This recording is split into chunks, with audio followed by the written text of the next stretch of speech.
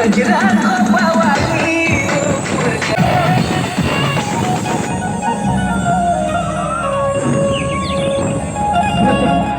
बोले छत्तीसगढ़ महतारी की, छत्तीसगढ़ महतारी की,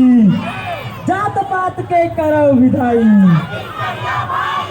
जात पात के करो विदाई। भाई एक बार और सबसे निवेदन है, जितना भाई बहन ऊपर वाले रोड में खड़े हो, ऊपर वाले रोड में जो खड़े हो सब भाई